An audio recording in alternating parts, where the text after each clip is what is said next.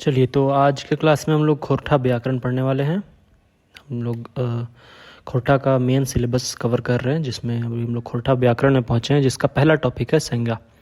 ठीक है, और आपको पूरा सिलेबस इस चैनल पे मिलने वाला है, तो लाइक सब्सक्राइब रुकना नहीं चाहिए। मैं मेहनत से जैसे आपको कंटेंट दे रहा हूँ, आपका काम है बस लाइक शेयर और सब्सक्राइब। फ्री रहेगा पूरा कंटेंट पूरी तरह से। ठीक है, तो चलिए स्टार्ट करते हैं। संज्ञा, संज्ञा को पहले लिखते कैसे हैं ये देख लीजिए आप लोग। संज्ञा, ठीक है, या कहीं कहीं संज्ञा भी लिखा जाता है इस तरह से, संज्ञा। ठीक है, तो खोरठा भाषाएं संज्ञा शब्द के कोषगत अर्थ चेतना या चिठा होवे है, मकिन व्याकरण वैसन शब्द के संज्ञा कहल जाहे जेकर से कोनो ठाव ठेकान चीज बसुत व्यक्ति भाव विचार हेन तेन के नाम बोध करावा है। मतलब कि ऐसे अगर देखा जाए शब्दगत अर्थ, तो शब्दगत अर्थ संज्ञा का मतलब होता है चेतना।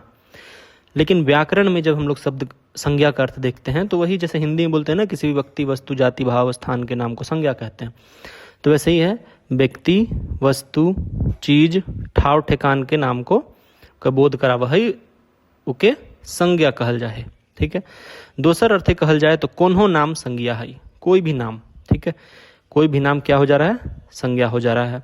ठीक है, जैसे ठाव ठेकान के नाम में देख लें, रांची, गुमला, झारखंड, पलामू, है ना, चतरा। चीज बसुत का नाम में आलू, बैगन, लुआठी, ढिबरी, ये सब पता है ना। देखिए खोरठा वाला एग्जाम्पल दीजिएगा तो थोड़ा अच्छा इंप्रेशन जाता है ना। लुआठी किसको बोलते हैं?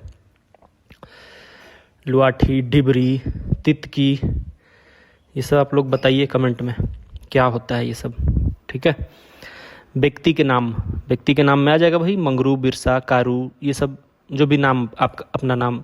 विचार के नाम ढड़नच, ठीक है ना, ढड़नच कर रही है। ठीक है ना, ढड़नच मतलब क्या होता है पता है? ढड़नच मतलब जैसे बच्चा लोग खाना वाना नहीं खाता है ना, मम्मी उसके पीछे पीछे घूमते रहेगी तो बोलती है कि ज्यादा ढड़नच दिखावत है।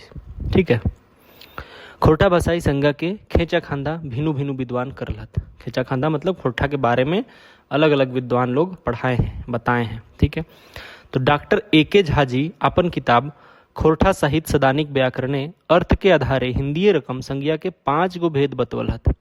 हिंदी के ही जैसा 5 भेद संज्ञा का बताए हैं डॉक्टर ए.के. झा जी। इनका किताब है खोरठा साहित्य सदानिक व्याकरण।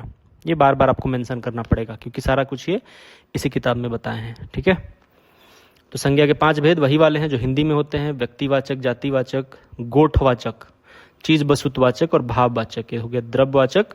ठीक है ना, चीज बसुत में द्रव्यवाचक। अब आते हैं पहला व्यक्तिवाचक। खोरठा भाषाएं वैसन शब्द गुला जेकर से कोनो खास व्यक्ति और ठाव ठेकान के नाम फरिच होवा है, ओकरा व्यक्तिवाचक संज्ञा कहल जाए। ठीक है, खास व्यक्ति महात्मा गांधी, है ना, कोई भी चरकू, मंगरू, कारू सब। ठीक है, और कोई ठाव ठेकान।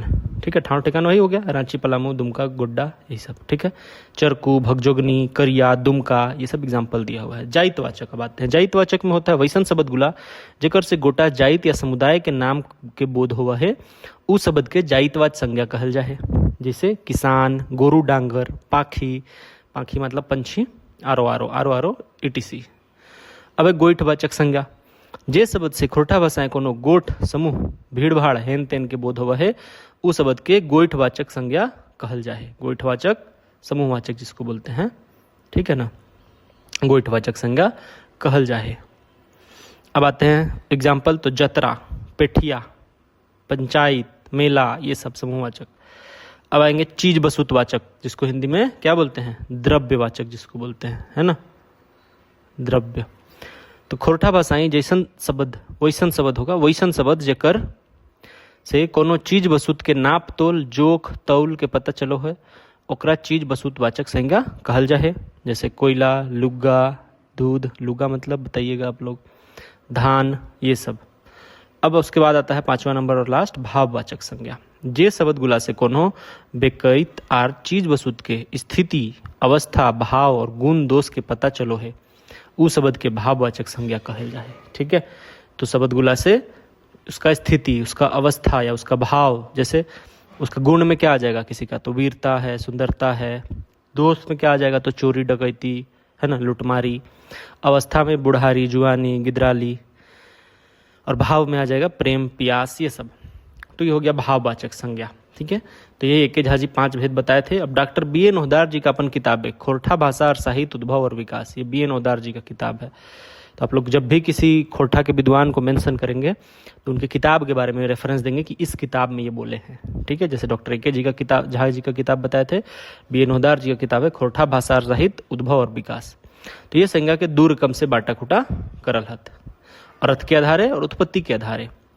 तो ओहदार जी ए.के. झा जी के रकम अर्थ के आधारे संज्ञा के 5 गो भेद बतवल हत, मकिन उत्पत्ति के आधारे संज्ञा के 3 गो भेद बतवल हत, रूढ़, यौगिक, जोग रूढ़।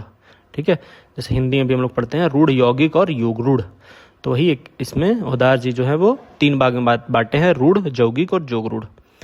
तो पहला है रूढ़, वैसन शब्द जेकर से नाम धरते मोटा मोटी अर्थ फुरछा जाए और ई शब्द के संधि विच्छेद करल से फरक फरक अर्थ ना ही होवे है, मतलब उसको संधि विच्छेद कीजिएगा तो अलग अलग अर्थ नहीं मिलेगा, वैसन शब्द के खोरठाएं रूढ़ विसंज्ञा शब्द कहल जाए। जैसे बीसी, बीसी बताइए, बीसी किसको किसको पता है, बीसी मतलब क्या होता है, बारी है ना, आरो आरो।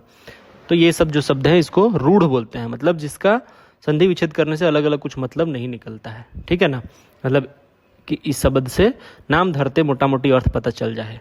ठीक है, यौगिक शब्द है अगला। तो व्याकरण ने वैसन शब्द यौगिक कहा है जो 2 गो सार्थक शब्द के मेल व जोग से बन है, मतलब 2 शब्द के मेल से बना हो उसको हम लोग यौगिक कहते हैं, यौगिक, इसको यौगिक। और यदि शब्द एक संधि विच्छेद करल जाए तो दुयो शब्द के फरक फरक अर्थ फरीच होवे है, अलग अलग अर्थ मिलेगा। जैसे घोड़नाच, तो घोड़ा अलग हो गया, नाच अलग हो गया, है ना। घर बारी, घर अलग, बारी अलग। घर दमाद, घर अलग, दमाद अलग, है ना। ये सब शब्द यौगिक कहलाता है। अगला है तीसरा जोग रूढ़। वैसन शब्द गुला के जोग रूढ़ कहल जाए जे फरक फरक सार्थक शब्द के मेल से बनो है, लेकिन एकर अर्थ दुइयों से भिन्न भिन्न होवे है, मतलब 2 शब्द का मेल से तो बनेगा लेकिन अर्थ अलग अलग रहेगा, है ना। जैसे गोबर प्लस गणेश, तो गोबर गणेश, तो गोबर का मतलब अलग है, गणेश का मतलब अलग है, लेकिन गोबर गणेश का मतलब अलग है। पैनसोखा, उड़न प्लस खटोला, उड़न खटोला, ठीक है ना, ये सब है। अब इसका कंक्लूजन में लिखते हैं कि ई तरी फरीच हवे है कि खोरठा भाषाएं संज्ञा के आधारे, संज्ञा के अपन रूप रंग और पहचान है, संज्ञा के उत्पत्ति के और अर्थ के आधारे खेचा खांदा करल जाए, अपन झारखंडी संस्कृति के शब्द के बेस तरी बखान करे में सफल है। मतलब संज्ञा जो है वो झारखंड का संस्कृति को बखान करने में एक तरीके से सफल है। अब अगला हम लोग आते हैं सर्वनाम में। तो सर्वनाम हिंदी में हम लोग क्या पढ़े हैं, संज्ञा के स्थान पर प्रयुक्त होने वाले शब्दों को सर्वनाम कहते हैं। तो खोरठा में देख लेते हैं। हिंदी शब्द सर्वनाम के सोझा सोझी कोषगत अर्थ सबके नाम बा। सर्वनाम मतलब सबके नाम, पर व्याकरण इसका क्या है, मकिन खोरठा व्याकरण है संज्ञा के औजीवा, संज्ञा के औजी बा बदले, बा मतलब या को बा लिखते हैं हम लोग, ठीक है ना।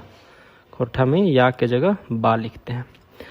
तो संज्ञा के औजी या बदले आवे वाला शब्द के सर्वनाम कहल जाए।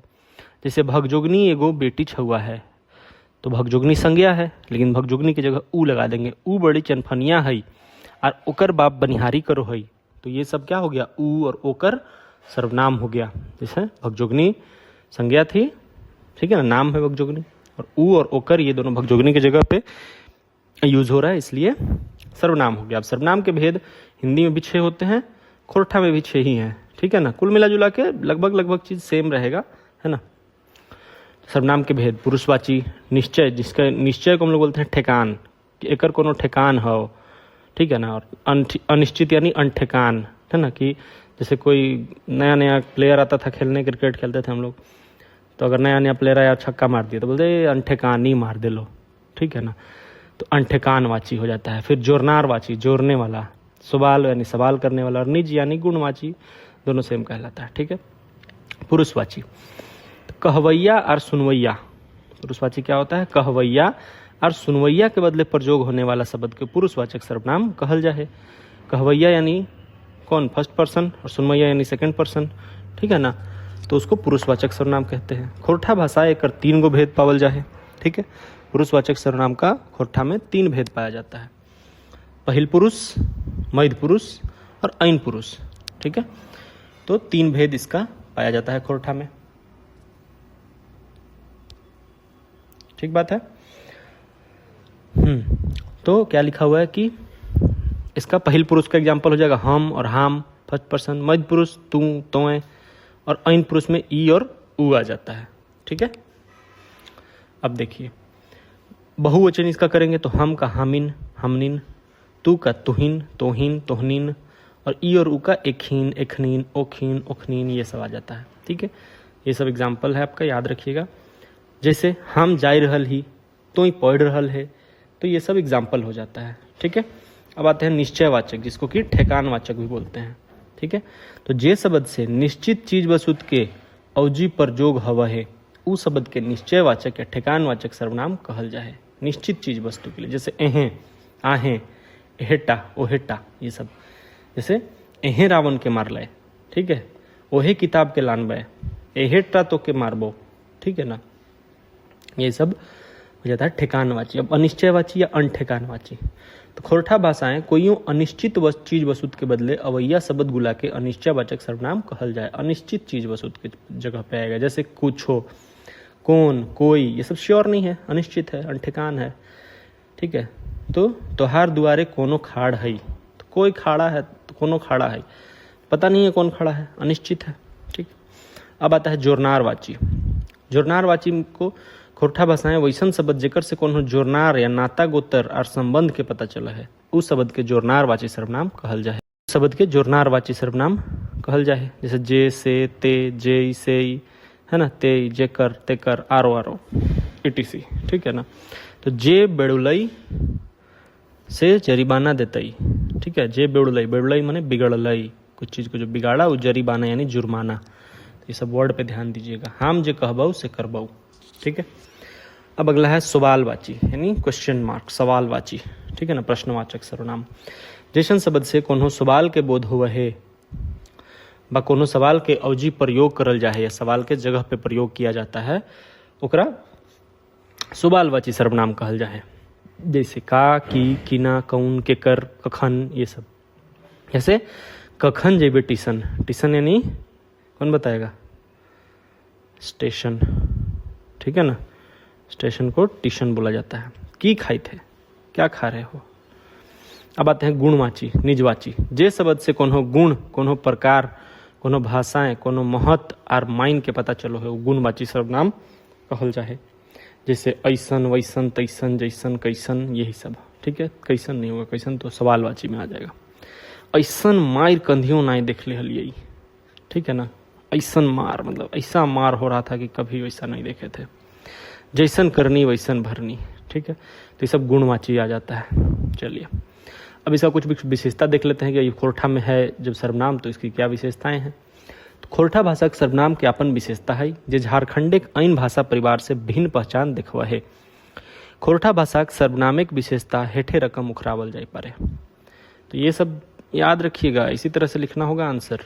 ठीक है ना, ये नहीं लिख सकते डायरेक्ट कि खोरठा भाषा सर्वनाम के निम्नलिखित विशेषता है।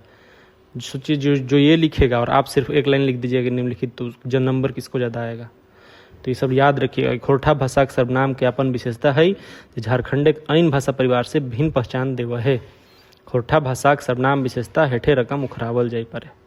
तो पहला क्या है, खोरठा भाषा के सर्वनामिक विशेषता है कि एक दोसर भाषा से लेन देन ना हुआ है, मकिन क्रिया संज्ञा आरो आरो के लेन देन खूब चलो है। सर्वनाम में लेन देन नहीं होता है, सर्वनाम में हाम मोए तोए, है ना, तोहीन, यही सब होता है। ठीक है, इसमें कोई लेन देन नहीं चलता है। ठीक है, खोरठा भाषा क्षेत्रफल ढेर ढांगा और ओसार है, अलग अलग जगह पे बोला जाता है। पैत सर्वनामिक शब्द के साथ प्रत्यय रूपे संबंध कारक चिन्ह जुड़े प्रवृत्ति पावल जाए। ठीक है, हर सर्वनाम शब्द के साथ एक प्रत्यय जुड़ता है, जैसे इकर, उकर, केकर, कखने, ये सब। तो एक कर, ये सब जो प्रत्यय जुट गया। ठीक है, कंक्लूजन इसका क्या लिखेंगे कि निज निझौती या मायर कूट के या सिरसिरौती कहल जा सके है कि खोरठा भाषा सर्वनाम के धनी भाषा है, एक अपन सर्वनामिक विशेषता है। खोरठा भाषा के सर्वनाम अपन माटी और संस्कृति से उपजल है, जो खोरठा भाषा का अपन पहचान है। ठीक है, तो संज्ञा सर्वनाम कर लिए हैं। वचन से अगला लेक्चर हम लोग शुरू करेंगे। ठीक है, 15-15 मिनट का लेक्चर रख रहे हैं इसलिए, ताकि आप लोग आराम आराम सब चीज़ कवर कर सकें। चलिए ठीक है, थैंक यू, जय हिंद।